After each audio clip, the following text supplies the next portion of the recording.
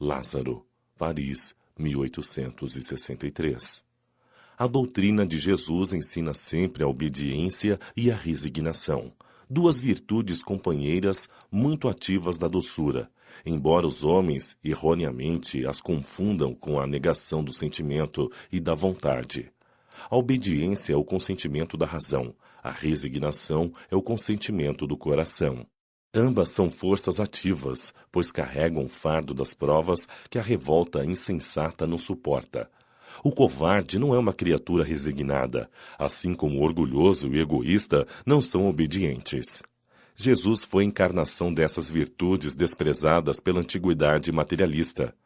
Veio no momento em que a sociedade romana agonizava, destruída pela corrupção. Veio fazer resplandecer no seio da humanidade moralmente enfraquecida os triunfos do sacrifício e da renúncia carnal. Cada época é assim marcada com a característica da virtude ou do vício que a devem salvar ou perder. A virtude da vossa geração é a atividade intelectual, seu vício é a indiferença moral. Digo que é apenas atividade, pois o homem de gênio se eleva de repente e descobre sozinho os horizontes que a multidão só verá muito depois dele. Enquanto a atividade é a reunião dos esforços de todos para atingir um objetivo menos brilhante, mas que comprova a elevação intelectual de uma época. Submetei-vos ao impulso que viemos dar aos vossos espíritos. Obedecei à grande lei do progresso, que é a palavra da vossa geração.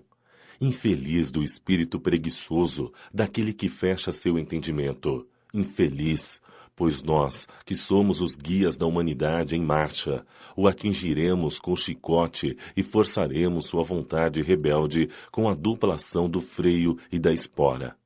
Toda resistência orgulhosa deverá ceder, cedo ou tarde, mas bem-aventurados aqueles que são mansos, pois receberão com doçura os ensinamentos. A cólera, um espírito protetor, Bordeaux, 1863. Levados pelo orgulho, vos julgais mais do que sois a ponto de não suportardes uma comparação que possa vos rebaixar, e vos considerais tão acima de vossos irmãos, seja como espírito, seja em posição social ou em superioridade pessoal, que o menor paralelo vos irrita e vos fere. E o que acontece então? Ficais encolerizados. Procurai a origem desses acessos de demência passageira que vos igualam aos brutos e vos fazem perder a razão e o sangue frio. Procurai o porquê disso e encontrareis quase sempre por base o orgulho ferido. Não é orgulho ferido por uma opinião contrária que vos faz rejeitar as observações justas, que vos faz repelir com cólera os mais sábios conselhos? A própria impaciência, decorrente das contrariedades frequentemente fúteis, prende-se à importância que cada um atribui à sua própria personalidade, diante da qual acreditais que tudo deve se curvar. Na sua impaciência, o homem colérico se volta contra tudo, desde a natureza bruta até os objetos, que acaba por destruir por não lhe obedecerem. Se nesse momento ele pudesse ver-se a sangue frio, teria medo de si próprio ou se acharia ridículo. Que julgue por aí a impressão que deve causar aos outros. Ainda que seja por respeito a si mesmo, cumpre-lhe esforçar-se para vencer uma tendência que faz dele objeto de piedade. Se soubesse que a impaciência e a exaltação não resolvem nada, que alteram sua saúde, até mesmo comprometem sua vida, veria que ele próprio é a sua primeira vítima. Além disso, uma outra consideração deveria detê-lo: o pensamento de que tornem felizes todos aqueles que o rodeiam. Se tem coração, não sentirá remorso em fazer sofrer os seres que mais ama? E que desgosto mortal se, num acesso de raiva, cometer um ato do qual tiver de se arrepender por toda a vida. Em resumo, o homem que tem um temperamento colérico não deixa de ter certas qualidades no coração, mas pode impedi-lo de praticar muito bem e pode levá-lo a praticar muito mal. Isto basta para fazer esforços para dominá-la. O espírita deve ainda levar em conta uma outra razão. Ela é contrária à caridade e à humildade cristãs. Hahnemann, Paris, 1863. Segundo a ideia muito falsa de que não se pode alterar a sua própria natureza, o homem se julga dispensado de fazer esforços para se corrigir dos defeitos nos quais se satisfaz de bom grado ou que lhe exigiram muita perseverança para serem eliminados. É desse modo, por exemplo, que aquele que é inclinado à cólera quase sempre se desculpa por seu temperamento. Antes de se considerar culpado, atribuiu a falta ao seu organismo, acusando assim a Deus de seus próprios defeitos. É ainda uma consequência do orgulho que se encontra ligado a todas as suas imperfeições. Não há dúvida de que há temperamentos que se prestam, mais do que outros, a atos violentos, como há músculos mais flexíveis que se prestam a exibições de força. Mas não acrediteis que aí esteja a causa principal da cólera, e podeis ter a certeza de que um espírito pacífico, mesmo no corpo guerreiro, será sempre pacífico, e que um espírito violento num corpo debilitado não será por isso mais dócil. A violência tomará apenas uma outra feição. Se não possuir um organismo apropriado para se manifestar, a cólera ficará contida e, no outro caso, será expansiva. O corpo não dá cólera àquele que não a possui, assim como também não lhe dá outros vícios. Todas as virtudes e todos os vícios são próprios da natureza do espírito. Do contrário, onde estaria o mérito e a responsabilidade? O homem que tem uma deformação física não pode tornar-se sadio, porque o espírito nada tem a ver com isso, mas pode modificar o que é do espírito, quando tem uma vontade firme. A experiência não vos prova, espíritas, até onde pode ir o poder da vontade pelas transformações verdadeiramente miraculosas que vedes acontecer? Convencei-vos, portanto, de que o homem apenas permanece vicioso porque assim o quer, mas aquele que quer se corrigir sempre tem oportunidade. De outra maneira, a lei do progresso não existiria para o homem.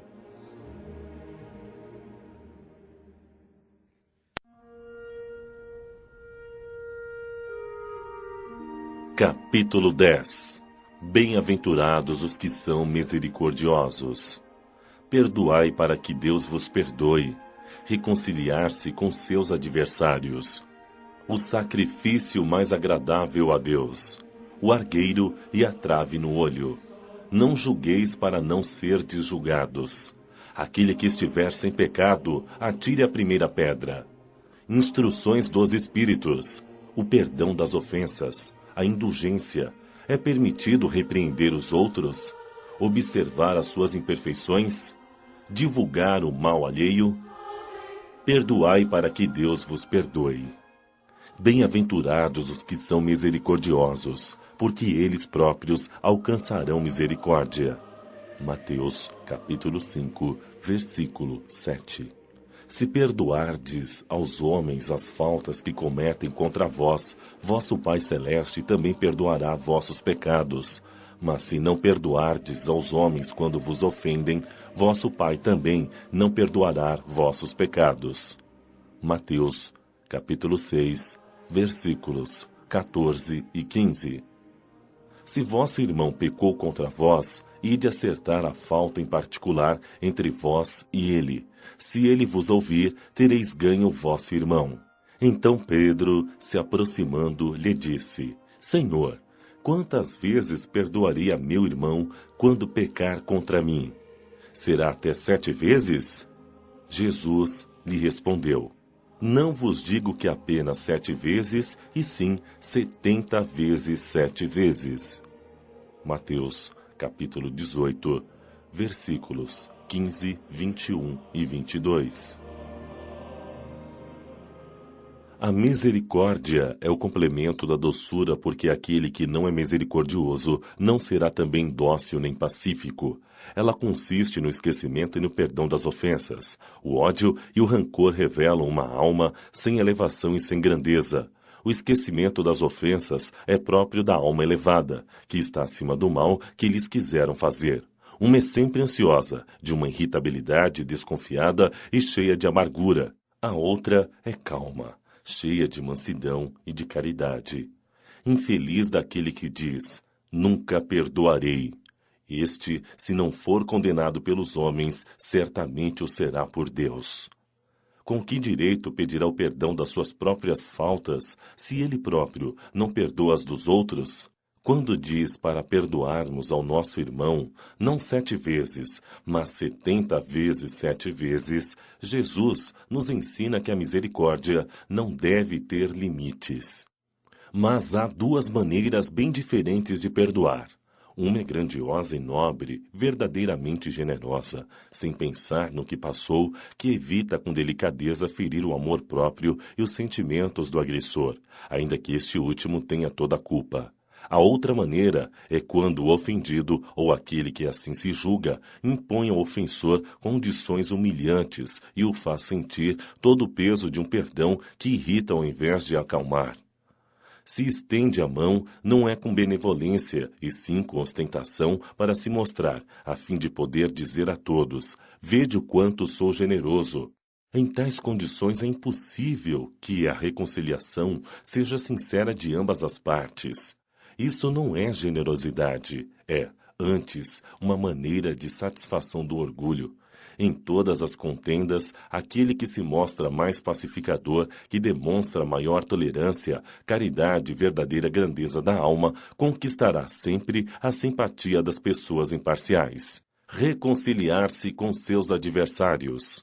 Reconciliai-vos o mais cedo possível com vosso adversário, enquanto estiverdes com ele a caminho, para que não suceda que o vosso adversário vos entregue ao juiz e que o juiz vos leve ao ministro da justiça e que sejais mandado para a prisão. Eu vos digo, em verdade, que não saireis de lá, enquanto não houverdes pago até o último centil. Mateus, capítulo 5, versículos 25 e 26. Há na prática do perdão, assim como na do bem, geralmente, além do efeito moral, também um efeito material. Sabemos que a morte não nos livra dos nossos inimigos. Em muitos casos, os espíritos desejosos de vingança, no além-túmulo, movidos por seu ódio, perseguem aqueles contra os quais conservaram o seu rancor. Por isso, o provérbio que diz: morta a cobra, cessa o veneno, é falso quando aplicado ao homem. O espírito mal aproveita o fato de que aquele a quem ele quer mal esteja ainda preso ao corpo e, portanto, menos livre para mais facilmente atormentá-lo e atingi-lo em seus interesses ou afeições mais caras. Esta é a causa da maior parte dos casos de obsessão, principalmente daqueles que apresentam uma certa gravidade, como a subjugação e a possessão. O obsidiado e o possesso são, quase sempre, vítimas de uma vingança, a qual eles deram motivo por sua conduta e cuja ação se acha numa vida anterior. Deus consente esta situação como uma punição pelo mal que fizeram, ou, se não o fizeram, por terem faltado com a indulgência e a caridade, não perdoando. É importante, pois, do ponto de vista da sua tranquilidade futura, corrigir o mais rápido possível os erros que cada um tenha cometido contra seu próximo, perdoando aos inimigos, a fim de eliminar, antes de desencarnar, qualquer motivo de desavenças ou ódios, ou qualquer causa motivada por rancor. Deste modo, de um inimigo enfurecido neste mundo pode-se fazer um amigo no outro. Ou, pelo menos, ficar do lado do bem, e Deus ampara aqueles que perdoam. Quando Jesus recomenda reconciliar-se o mais cedo possível com seu adversário, não é apenas com o objetivo de eliminar as discórdias durante a atual existência, mas para evitar que elas continuem nas existências futuras. Não saireis de lá, disse Jesus, enquanto não houverdes pago até o último centil. Isto quer dizer que, enquanto não nos perdoarmos uns aos outros, estaremos presos em cadeias de ódio e rancor, das quais só nos libertaremos quando estiver satisfeita completamente a justiça de Deus. O sacrifício mais agradável a Deus. Se, portanto, quando apresentardes vossa ofenda ao altar, vos lembrardes de que vosso irmão tem algo contra vós, deixai vosso donativo aos pés do altar e ide antes de mais nada vos reconciliar com vosso irmão e, só depois, voltai para oferecer vossa oferta. Mateus, capítulo 5, versículos 23 e 24. Quando Jesus disse, ide vos reconciliar com vosso irmão antes de apresentar vossa oferenda ao altar, ensinou ao homem que o sacrifício mais agradável ao Senhor é o de sacrificar o seu próprio ressentimento, que antes de se apresentar a ele para ser perdoado, é preciso perdoar, e se cometemos alguma injustiça contra um de nossos irmãos, é preciso tê-la corrigido. Então, só assim a oferenda será agradável, pois virá de um coração puro e isento de qualquer mau pensamento. Ele explicou assim este ensinamento porque os judeus ofereciam sacrifícios de coisas materiais e suas palavras deviam estar de acordo com os costumes em vigor naquela época. Mas, como o cristão espiritualizou o sacrifício, não oferece mais dádivas materiais a Deus. Para ele, o ensinamento ganha mais força.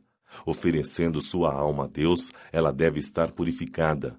Entrando no templo do Senhor, deve deixar do lado de fora todo o sentimento de ódio e de animosidade, todo o mau pensamento contra seu irmão, e só então sua prece será levada pelos anjos aos pés do Eterno. Eis o que Jesus ensina com estas palavras: deixai vosso donativo ao pé do altar, e ide primeiro vos reconciliar com vosso irmão, se quiserdes ser agradável ao Senhor. O argueiro e a trave no olho. Por que vedes um argueiro no olho do vosso irmão, vós que não vedes uma trave no vosso? Ou como dizeis ao vosso irmão, deixai-me tirar um argueiro do vosso olho, vós que tendes uma trave no vosso?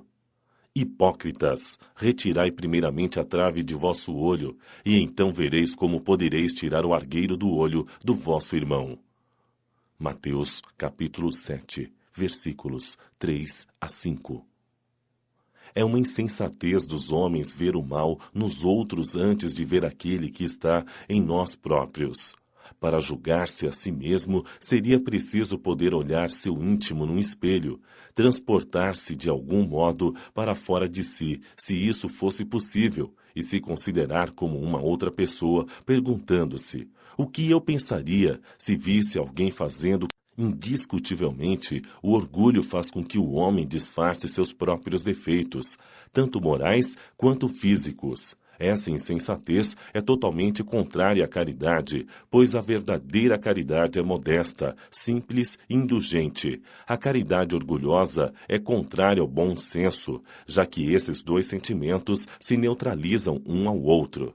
De que maneira um homem bastante vaidoso por crer na importância de sua personalidade e na supremacia de suas qualidades pode ter ao mesmo tempo a abnegação suficiente para fazer sobressair nos outros o bem que poderia ocultá-lo, em lugar de ressaltar o mal que poderia destacá-lo?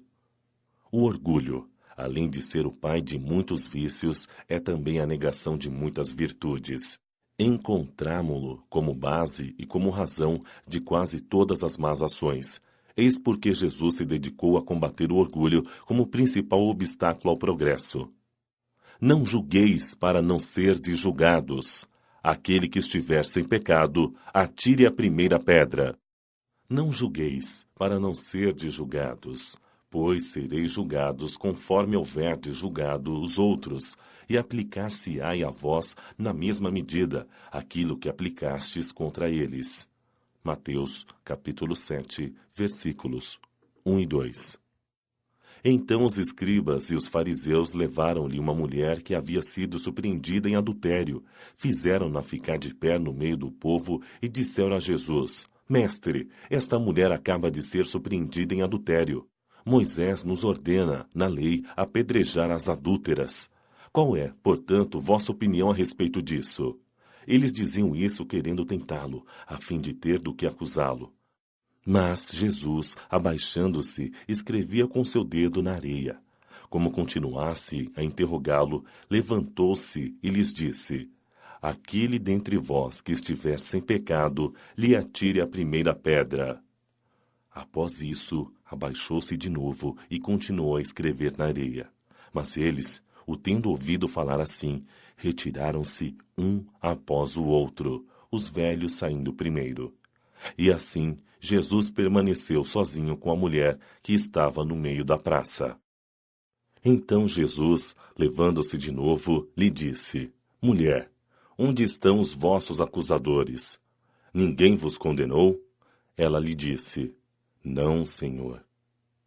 Jesus lhe respondeu: Eu também não vos condenarei. Ide, e no futuro não pequeis mais. João, capítulo 8, versículos 3 a 11. Aquele que estiver sem pecado, atire-lhe a primeira pedra. Com este ensinamento, Jesus faz do perdão um dever, pois não há ninguém que dele não tenha necessidade para si mesmo, e nos ensina que não devemos julgar os outros mais severamente do que julgaríamos a nós mesmos, e nem condenar nos outros o que perdoaríamos em nós. Antes de condenar uma falta de alguém, vejamos se a mesma reprovação não pode recair sobre nós. A censura lançada sobre a conduta dos outros pode ser por dois motivos: reprimir o mal ou desacreditar a pessoa cujos atos estamos criticando. Este último motivo nunca tem desculpa, pois vem da maledicência e da maldade. O primeiro pode ser louvável, em certos casos, torna-se até mesmo um dever se disso deve resultar um bem, e sem esse procedimento o mal nunca seria combatido na sociedade. Aliás, não deve o homem ajudar o progresso de seu semelhante? Não se deve, portanto, tomar este princípio no sentido amplo e limitado. Não julgueis, se não quiserdes ser julgados, porque a letra mata e o espírito vivifica. Não é possível que Jesus tenha proibido de se censurar o mal. Em todas as oportunidades, ele o combateu energicamente. Quis nos ensinar que a autoridade da censura se dá em razão da autoridade moral daquele que a pronuncia. Se nos sentirmos culpados por aquilo que condenamos nos outros, não temos o direito de ter essa autoridade e, ainda mais, usamos de forma injusta, caso façamos o direito de condenação. Além disso, a consciência íntima recusa todo respeito e toda obediência voluntária àquele que, estando investido de qualquer poder, não respeite as leis e os princípios que está encarregado de aplicar. Não há maior autoridade legítima aos olhos de Deus do que aquela que se apoia no exemplo que dá do bem. Isto é o que ressalta, de forma bem clara, nas palavras de Jesus. Instruções dos Espíritos. O perdão das ofensas. Simeão, Bordeaux, 1862. Quantas vezes perdoarei ao meu irmão? Deveis perdoar-lhe não 7 vezes, mas sim 70 vezes 7 vezes. Eis um dos ensinamentos de Jesus que mais deve marcar vossa inteligência e falar mais diretamente ao vosso coração. Comparai estas palavras de misericórdia com a prece tão simples, tão resumida e tão elevada no seu alcance, o Pai Nosso que Jesus ensinou a seus discípulos, e encontrareis sempre o mesmo pensamento. Jesus, o justo por excelência, responde a Pedro: Tu perdoarás, mas sem limites. Perdoarás ainda que a ofensa te seja feita muitas vezes. Ensinarás aos teus irmãos o esquecimento de si mesmos, que os tornem vulneráveis à agressão, aos maus procedimentos e às injúrias. Serás doce e humilde de coração, nunca medindo tua mansidão e brandura. Farás, enfim, o que desejas que o Pai Celestial faça por ti. Não tem Ele te perdoado sempre? Acaso conta as inúmeras vezes em que seu perdão vem apagar as tuas faltas? Prestai atenção à resposta de Jesus e, como Pedro, aplicai-a a vós mesmos.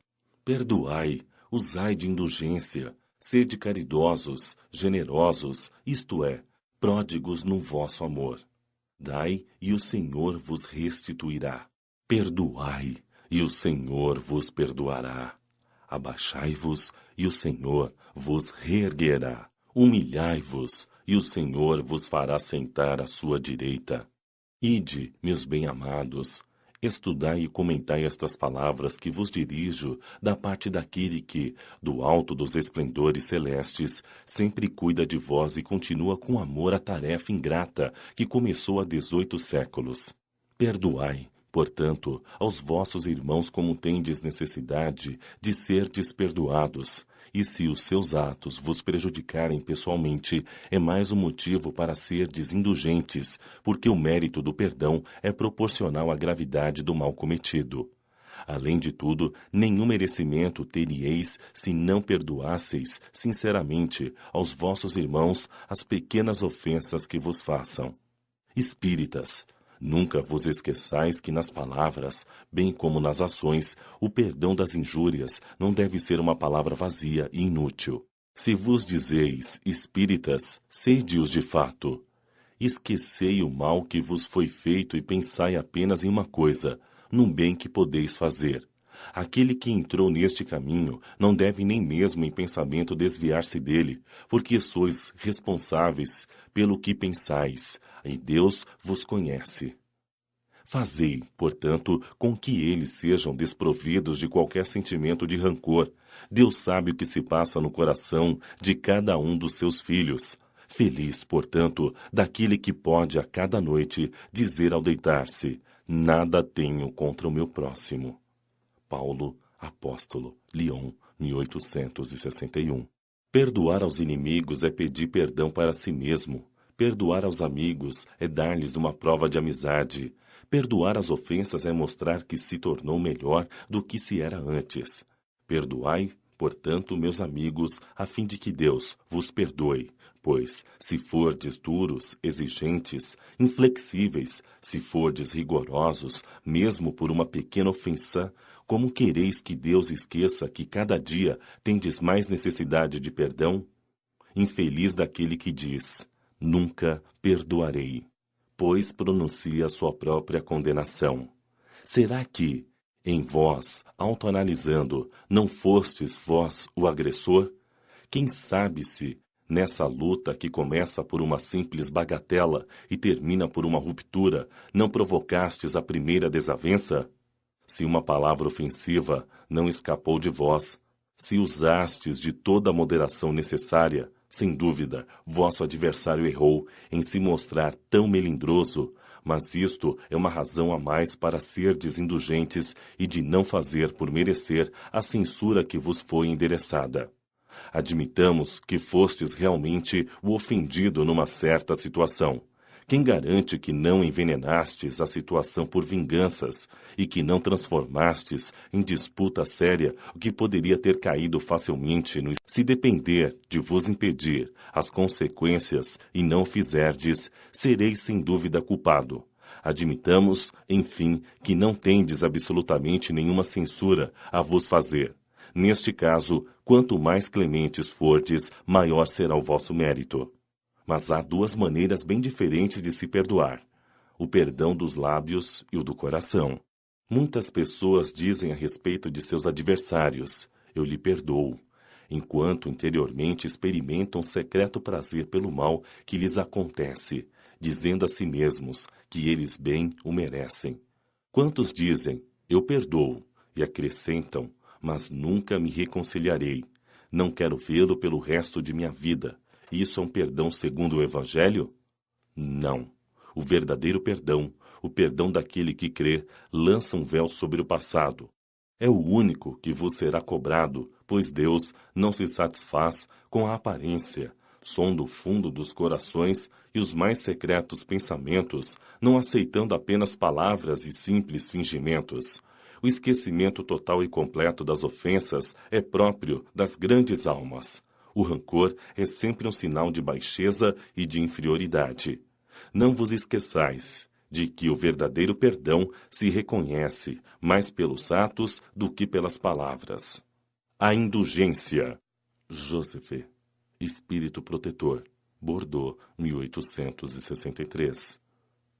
Espíritas, gostaríamos hoje de vos falar sobre a indulgência, esse sentimento tão doce, tão fraternal, que todo homem deveria ter para com seus irmãos, mas que poucos praticam. A indulgência jamais vê os defeitos alheios, ou, se os vê, evita falar deles e divulgá-los. Pelo contrário, ela os esconde, a fim de que não sejam conhecidos e, se a malevolência os descobre, sempre tem uma desculpa pronta para amenizá-los, ou seja, uma desculpa aceitável, séria, e não daquelas que, parecendo atenuar a falta, a destacam de um modo maldoso. A indulgência nunca se interessa pelos maus atos dos outros, a menos que isso seja para prestar um serviço, exemplificando e ainda tem o cuidado de atenuá-los tanto quanto possível. Não faz observações ofensivas, não tem censura em seus lábios, mas apenas conselhos, muitas vezes velados. Quando vos lançais a crítica, que conclusões se devem tirar de vossas palavras? E que vós, que censurais, não teríeis feito o que reprovais e que, portanto, valeis mais que o culpado? Homens, quando então julgareis os vossos próprios corações, os vossos próprios pensamentos, os vossos próprios atos, sem vos ocupardes do que fazem vossos irmãos? Quando abrirei os olhos somente para vós mesmos? Sede, portanto, severos para convosco, mesmo indulgentes para com os outros. Pensai naquele que julga em última instância, que vê os pensamentos secretos de cada coração e que, consequentemente, perdoa muitas vezes os erros que repreendeis ou condena os que desculpais, pois conhece bem a causa de todos os atos. Pensai que vós que proclamais tão alto, maldito, podereis, talvez, ter cometido erros mais graves. Sede indulgentes, meus amigos, pois a indulgência encanta, acalma, reergue, enquanto a severidade discrimina, distancia e irrita. João, bispo de Bordeaux, 1862. Sede indulgentes para com as faltas dos outros, quaisquer que sejam. Julgai com severidade apenas vossas próprias ações, e o Senhor usará de indulgência para convosco, do mesmo modo como a usastes para com os outros. Apoiai os fortes, encorajai-os a prosseguir no bem. Fortificai os fracos, mostrando-lhes a bondade de Deus, que considera o menor arrependimento. Mostrai a todos o anjo do arrependimento, estendendo suas asas brancas sobre as faltas dos humanos, ocultando-as assim aos olhos daquele que em tudo vê impureza. Compreendei toda a misericórdia infinita de vosso Pai, e não vos esqueçais nunca de lhe dizer pelos vossos pensamentos, especialmente pelos vossos atos. Perdoai as nossas ofensas, assim como perdoamos aquele que nos tem ofendido. Estendei bem o valor dessas sublimes palavras. Não só sua letra é admirável, mas também o ensinamento que elas contêm. O que solicitais ao Senhor quando implorais o perdão? Esquecimento? Só isso? Se assim fosse, resultaria em nada. Pois, se Deus se contenta em esquecer as vossas faltas, não pune, mas também não vos recompensa. A recompensa não pode ser o preço do bem que não se fez, e ainda menos do mal que se haja feito, mesmo que esse mal tenha sido esquecido. Pedindo perdão por vossas transgressões, pedis a Deus o favor de suas graças, para não mais cairdes nelas, e a força necessária para entrardes no novo caminho de submissão e de amor, no qual podereis acrescentar ao arrependimento a reparação do erro.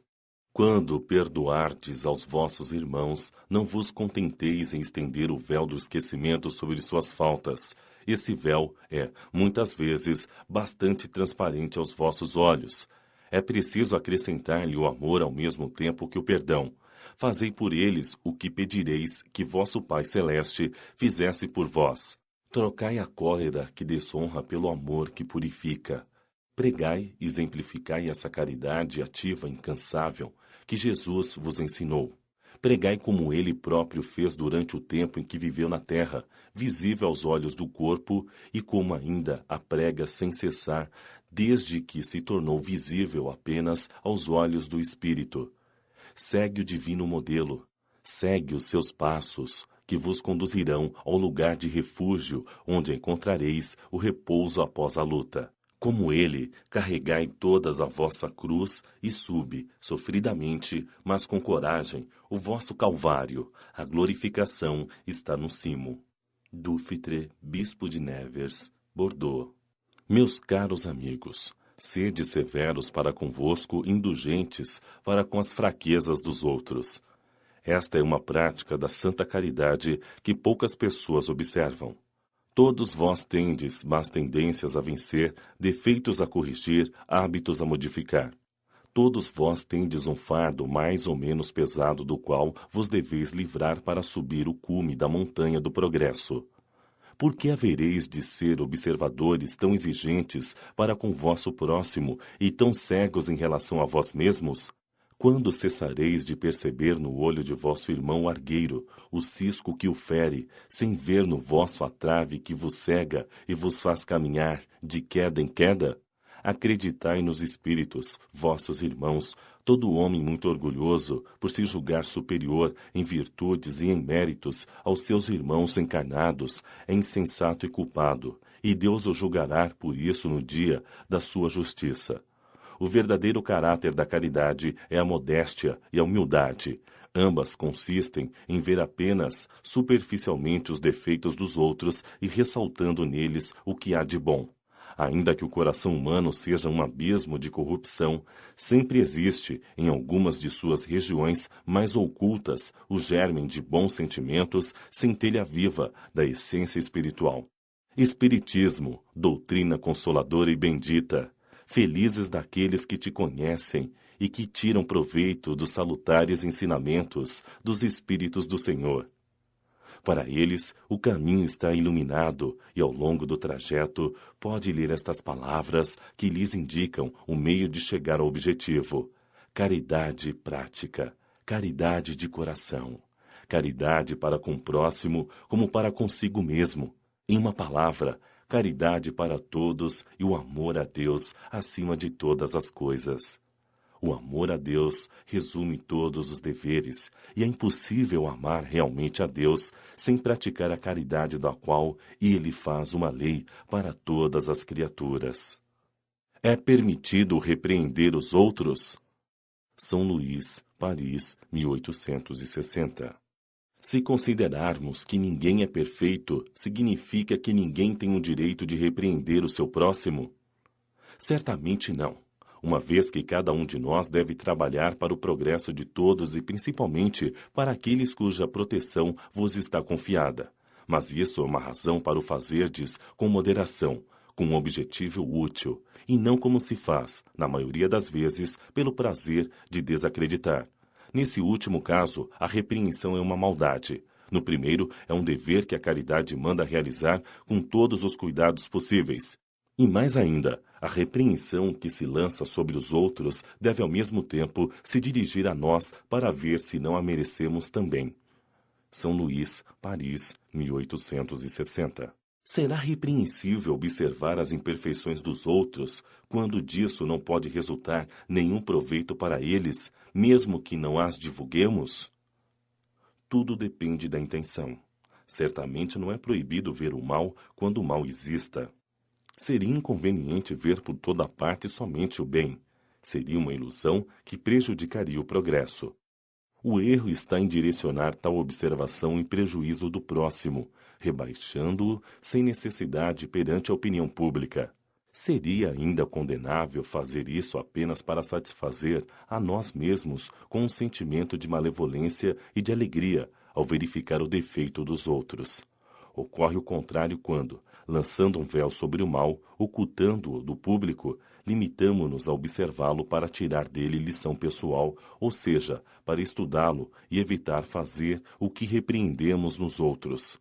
Esta observação, aliás, não é útil ao moralista? Como descreveria ele os problemas da humanidade se não estudasse os modelos? São Luís, Paris, 1860. Haverá casos em que pode ser útil revelar o mal dos outros? Esta questão é muito delicada. É aí que é preciso fazer surgir a caridade bem entendida. Se as imperfeições de uma pessoa prejudicam apenas a ela mesma, não há nenhuma utilidade em revelá-las. Porém, se elas podem prejudicar aos outros, é preferível o interesse da maioria do que o interesse de um só. Conforme as condições, desmascarar a hipocrisia e a falsidade pode ser um dever, pois é preferível o homem cair do que vários serem enganados ou serem suas vítimas. Em semelhante caso, é preciso pesar a soma das vantagens e das desvantagens.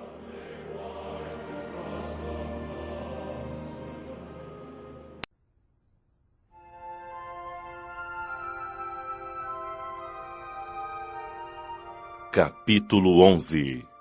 Amar ao próximo como a si mesmo. O maior mandamento. Fazer aos outros o que gostaríamos que fizessem por nós. Parábola dos credores e dos devedores. Dai a César o que é de César. Instruções dos Espíritos. A lei de amor. O egoísmo. A fé e a caridade. Caridade para com os criminosos. Devemos arriscar nossa vida por um malfeitor? O maior mandamento. Os fariseus, ao ouvirem que Jesus havia feito os saduceus se calarem, reuniram-se. E um deles, que era doutor da lei, perguntou-lhe para tentá-lo: Mestre, qual é o maior mandamento da lei? Jesus lhe respondeu: Amarás ao seu Senhor teu Deus de todo o teu coração, de toda a tua alma e de todo o teu espírito. Este é o maior e o primeiro mandamento. E eis o segundo, que é semelhante àquele: amarás teu próximo como a ti mesmo. Toda a lei e os profetas estão contidos nestes dois mandamentos. Mateus, capítulo 22, versículo 34 a 40. Fazei aos homens tudo o que gostaríeis que eles vos fizessem, pois esta é a lei e os profetas. Mateus, capítulo 7, versículo 12. Tratai todos os homens da mesma maneira que gostaríeis que eles vos tratassem. Lucas, capítulo 6, versículo 31. O reino dos céus é comparável a um rei que quis pedir contas aos seus servidores. E tendo começado a fazer isso, apresentaram-lhe um que lhe devia 10.000 talentos. Mas como ele não tinha condições de pagar-lhe, seu senhor lhe ordenou que vendesse sua mulher, seus filhos e tudo o que possuía para liquidar sua dívida. O servidor, lançando-se aos seus pés, suplicou-lhe, dizendo: Senhor, tende um pouco de paciência, pois eu vos pagarei tudo. Então, o senhor desse servidor, ficando tocado de compaixão, deixou-o ir e perdoou-lhe a dívida. Mas esse servidor, mal tendo saído, encontrando um de seus companheiros que lhe devia 100 moedas, agarrou-o pelo pescoço, sufocando-o, e dizia: Paga-me o que me deves.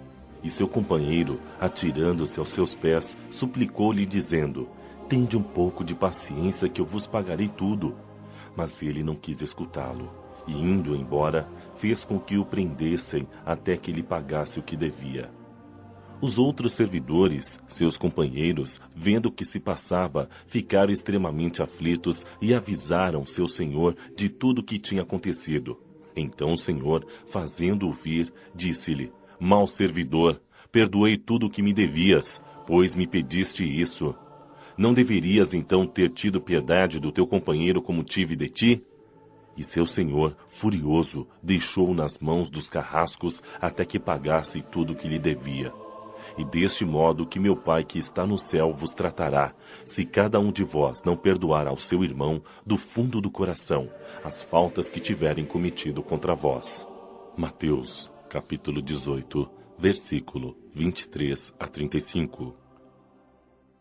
Amar o próximo como a si mesmo, fazer aos outros o que gostaríamos que fizessem por nós, é a expressão mais completa da caridade, pois resume todos os deveres em relação ao próximo. Não há guia mais seguro sobre isso do que ter como regra fazer aos outros o que desejamos para nós. Com que direito exigiremos de nossos semelhantes bom procedimento, indulgência, benevolência, dedicação, se não lhes damos isso? A prática destes ensinamentos morais orienta e conduz à destruição do egoísmo. Quando os homens os tomarem como regra de conduta e como base de suas instituições, entenderão a verdadeira fraternidade e farão reinar entre eles a paz e a justiça. Não haverá mais ódios, nem desavenças, e sim união, concórdia e benevolência mútua. Dai a César o que é de César. Então os fariseus, ao se retirarem, decidiram entre si comprometê-lo em suas palavras. juntaram-se aos herodianos para lhe dizer: Senhor, sabemos que sois verdadeiro e que ensinais o caminho de Deus pela verdade, sem considerar a quem quer que seja, pois não discriminais a ninguém entre os homens. Dizei-nos, então, qual é a vossa opinião sobre o seguinte: devemos ou não pagar o tributo a César? Mas Jesus, conhecendo sua malícia, lhes disse: Hipócritas, por que quereis me tentar? Mostrai-me a moeda exigida para o tributo. E então, tendo-lhes mostrado a moeda, disse-lhes: De quem é esta imagem e esta inscrição? De César, disseram. Então Jesus lhe respondeu: Dai a César o que é de César, e a Deus o que é de Deus. Ao ouvirem isso, admiraram-se com sua resposta e, deixando-o, se retiraram. Mateus, capítulo 22, versículo 15 a 22. Marcos, capítulo 12, versículo 13 a 17. A pergunta feita a Jesus era motivada pelo fato de que os judeus, tendo horror ao pagamento dos impostos que os romanos os obrigavam a pagar, haviam feito disto uma questão religiosa. Um numeroso partido havia se formado para lutar contra o pagamento do imposto. O pagamento do tributo era, portanto, para eles, um tema de discussões daqueles dias que os enfurecia, sem que a pergunta a Jesus: devemos ou não pagar o tributo a César? Não teria o menor sentido. A pergunta em si já era uma cilada, e conforme a resposta, pretendiam jogar contra ele a autoridade romana e os judeus discordantes. Mas Jesus, conhecendo sua malícia, contornou a dificuldade, dando-lhes uma lição de justiça, mandando que se dê a cada um o que se lhe deve. Este ensinamento, dai a César o que é de César, não deve ser entendido de uma maneira ilimitada e indiscutível. Neste, como em todos os ensinamentos de Jesus, há um princípio geral, resumido sob forma prática e usual, extraído de uma situação particular. Esse princípio é consequente daquele que nos diz: devemos agir para com os outros como gostaríamos que eles agissem para conosco. Ele condena todo prejuízo material e moral que se possa causar ao próximo e toda violação dos seus interesses, determinando que se respeitem os direitos de cada um como cada um deseja que se respeitem os seus. Este princípio estende-se ao cumprimento dos deveres em relação à família, à sociedade, à autoridade, bem como a todos os indivíduos. Instruções dos Espíritos. A Lei de Amor. Lázaro, Paris, 1862. O amor é o sentimento que, acima de tudo, resume, de forma completa, a doutrina de Jesus, e os sentimentos são os instintos que se elevam de acordo com o progresso realizado. Na sua origem, o homem possui instintos, mais avançados e corrompido, possui sensações, mais instruído e purificado, possui sentimentos. Num ponto mais delicado e evoluído dos seus sentimentos, surge o amor. Não o amor no sentido vulgar da palavra, mas sim o sol interior que condensa e reúne em seu foco ardente todos os anseios e todas as sublimes revelações. A lei de amor substitui o individualismo pela integração das criaturas e acaba com as misérias sociais. Feliz daquele que, no decorrer de sua vida, ama amplamente seus irmãos em sofrimento. Feliz daquele que ama, pois não conhece nem a angústia da alma, nem a do corpo. Seus pés são leves e vive como se estivesse transportado fora de si mesmo. Quando Jesus pronunciou a divina palavra, amor, os povos se emocionaram e os mártires, cheios de esperança, desceram ao circo. O Espiritismo, por sua vez, vem pronunciar uma segunda palavra do alfabeto divino. Ficai atentos, pois esta palavra ergue a laje das sepulturas vazias. É a reencarnação, que, triunfando sobre a morte, revela ao homem, deslumbrado, seu patrimônio intelectual. Ela já não o conduz mais aos suplícios, mas sim à conquista de seu ser elevado e transformado. O sangue resgatou o espírito e o espírito deve agora resgatar o homem da matéria. Disse-lhes eu que, na sua origem, o homem possuía apenas instintos, e aquele em que os instintos dominam está mais próximo do ponto de partida do que da. Para alcançar a meta a que o homem se destina, é preciso vencer os instintos aperfeiçoando os sentimentos, ou seja, melhorando-os, sufocando os germes latentes da matéria. Os instintos são a germinação e os embriões dos sentimentos e trazem consigo o progresso, assim como a semente contém em si a árvore. Os seres menos avançados são aqueles que, libertando-se pouco a pouco de sua crisálida, estão escravizados aos seus instintos. O espírito deve ser cultivado como um campo. Toda riqueza futura depende do trabalho atual, e mais do que os bens terrenos, eles vos levará à gloriosa elevação. É então que, entendendo a lei de amor que une todos os seres, encontrareis os suaves prazeres da alma, que são o início das alegrias celestes. Fenelon, Bordeaux, 1861. O amor é de essência divina.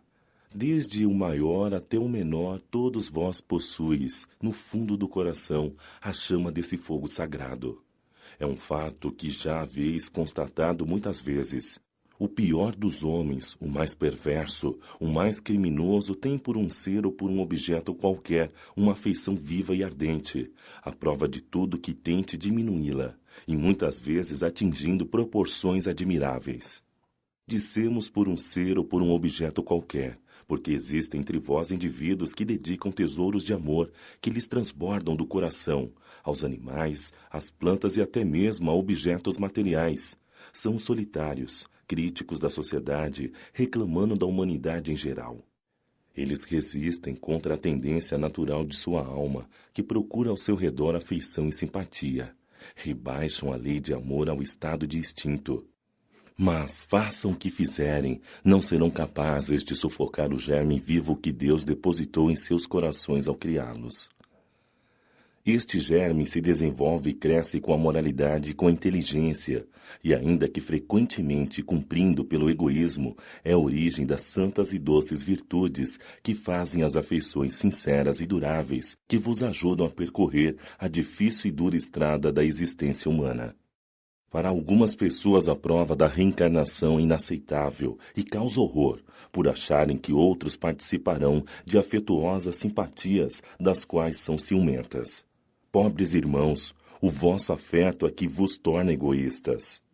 Vosso amor é limitado a um círculo íntimo de parentes ou de amigos, e todos os demais são indiferentes para vós. Pois bem, para praticar a lei de amor tal qual Deus a estabelece, é preciso que passeis progressivamente a amar todos os vossos irmãos indistintamente. A tarefa é longa e difícil, mas se cumprirá.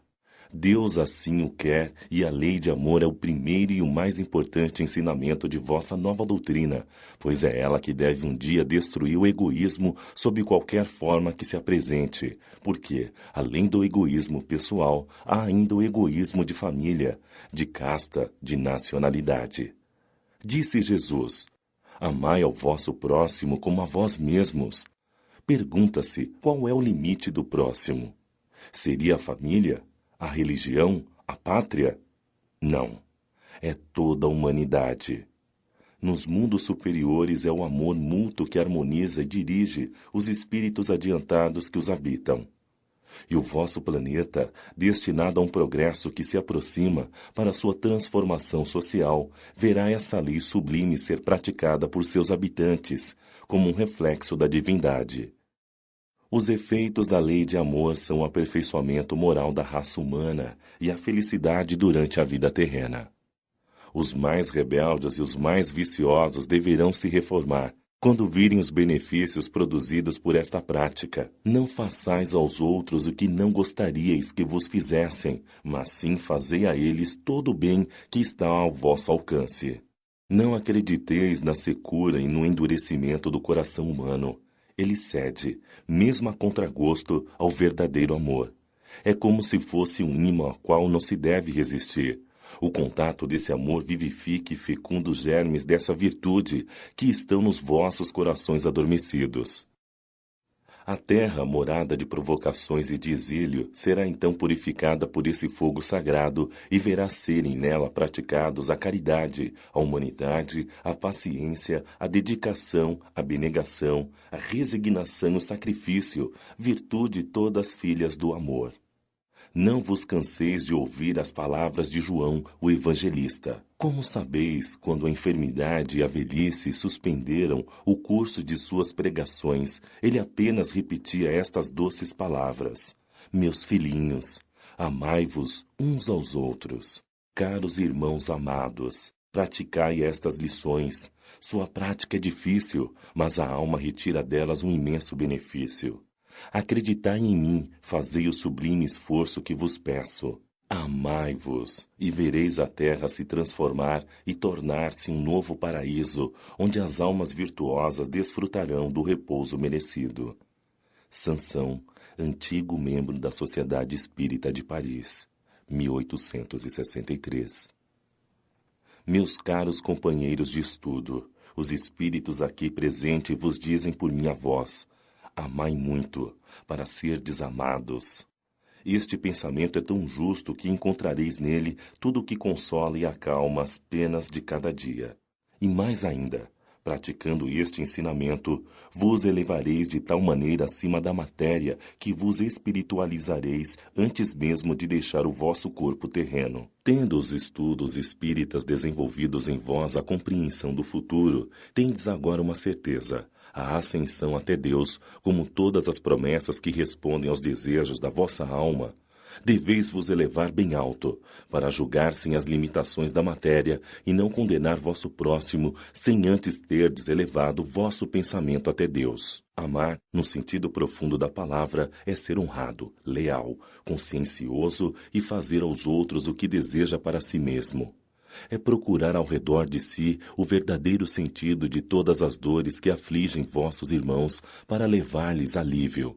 É olhar a grande família humana como sendo a sua, porque esta família vos encontrareis numa outra época, em mundos mais avançados. Os espíritos que a compõem são, como vós, filhos de Deus, que estão predestinados a se elevar ao infinito. É por isso que não podeis recusar a nenhum de vossos irmãos o que Deus generosamente vos deu, o amor. Tal qual, por vossa parte, felizes seríeis se vossos irmãos vos dessem tudo o que necessitais. Dai a todos os sofredores uma palavra de esperança e de apoio, para que sejais todo amor, todo justiça. Acreditai que estas sábias palavras, amai muito, para serdes amados, seguirão seu caminho. Elas são revolucionárias e obedecem a um traçado que é fixo, invariável. Mas vós, que me escutais, já ganhastes algo. Sois infinitamente melhores hoje do que há 100 anos. Mudastes de tal modo para melhor que aceitais de forma confiante uma grande quantidade de novas ideias sobre a liberdade e a fraternidade que antigamente teríeis rejeitado. Assim é que, daqui a 100 anos, aceitareis com a mesma facilidade outras ideias que ainda não puderam entrar na vossa cabeça. Hoje, que o movimento espírita avançou a grandes passos, vede com que rapidez as ideias de justiça e de renovação contidas nos ensinamentos dos espíritos são aceitas por boa parte do mundo inteligente. É que essas ideias correspondem a tudo que existe de divino em vós. É que estáis preparados por uma semeadura produtiva, a do último século, que implantou à sociedade as grandes ideias de progresso. E como tudo se encandeia sob a orientação do Altíssimo, todas as lições recebidas e aceitas estarão contidas na troca universal de amor ao próximo. Por ele, os espíritos encarnados, melhor compreendendo e sentindo-se unidos como irmãos, fraternalmente, até os extremos de vosso planeta, se reunirão para se entender e se amar, para acabar com todas as injustiças e todas as causas de desentendimentos entre os povos. Este grande pensamento de renovação pelo Espiritismo, tão bem exposto no O Livro dos Espíritas, produzirá o extraordinário milagre dos próximos séculos vindouros, o da união de todos os interesses materiais e espirituais dos homens, pela aplicação deste ensinamento bem entendido. Amai muito, para serdes amados. O egoísmo. Emmanuel, Paris, 1861. O egoísmo, esta chaga da humanidade, tem que desaparecer da Terra, pois retarda seu progresso moral, e é ao Espiritismo que está reservada a tarefa de fazê-la elevar-se nas ordens dos